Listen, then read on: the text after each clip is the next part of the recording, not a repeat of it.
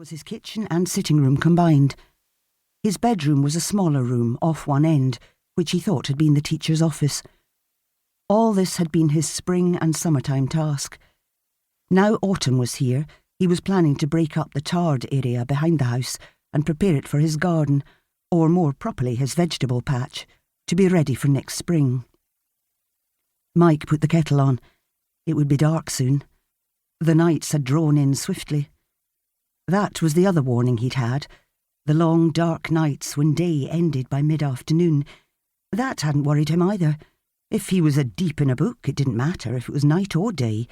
He would read in the dark months of the year and work on his painting during the long summer days. And there were other jobs he could do when the weather was bad, such as sorting out the loft. Mike glanced upwards. The rafters above this room were exposed, so no loft here, but the yet-to-be-renovated half of the building, which had been the teacher's living quarters, had a sizable loft. He'd opened the trapdoor and stuck his head in to take a look, even fitted a light, but he hadn't got round to checking the loft space out properly. Maybe now was the time to do that. After all, the digger wasn't coming to break up the playground until tomorrow. There were 13 of them, placed at regular intervals among the rafters. Finding the first one had excited him. Flower-shaped, the intricately tied greyish strip of muslin resembling a rose, like something fallen from Miss Havisham's wedding veil. It was obvious by the colour and texture of the material how old it was, as old as the schoolhouse that stood resolute against the winds that stripped bare this northern isle. Intrigued by one, Mike found himself disturbed by 13, all as intricately tied, all distinctly different, as though each referred to someone or something unique. He had removed only one from the thick layer of dust and the ash that lined the loft, carefully bagged it, and taken it to the tiny island heritage centre. The curator, Sam Flett, who wasn't an incomer like himself, had welcomed Mike and asked him what he could do for him. When Mike placed the muslin flower in its clear plastic bag on the desk, the result had been unexpected. The weather-beaten face had openly blanched, but worse was to come when Mike attempted to remove the flower from its bag. "Don't handle it," Sam had said sharply, causing Mike to let go of the bag in surprise. Sam, who appeared to be avoiding even looking at the flower, had asked, "Where did you find it?" "In the loft at the schoolhouse."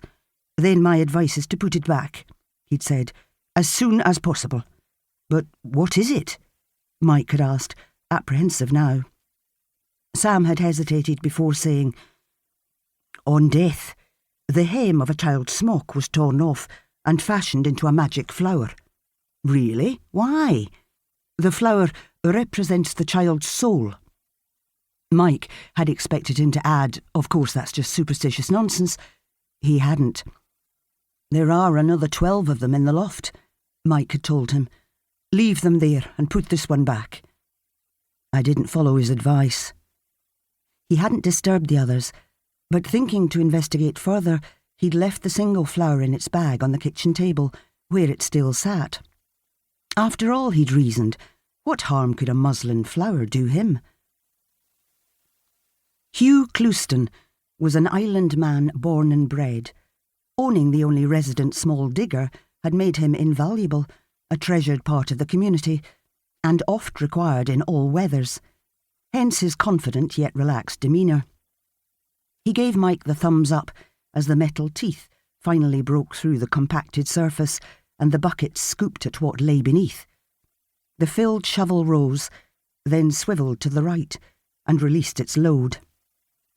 Low sunlight caught the cargo as it fell, a shower of sandy soil mixed with small stones, and something else, white, solid, shapely.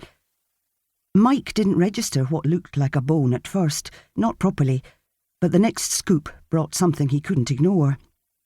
The skull rose, and as the digger turned and the bucket released, it fell earthwards again, landing on top of the mound of displaced earth, as though to watch its own grave being excavated. Hugh, earplugs in place, didn't hear Mike's initial shout, nor did he appear to register his frantically waving hands, indicating something was wrong.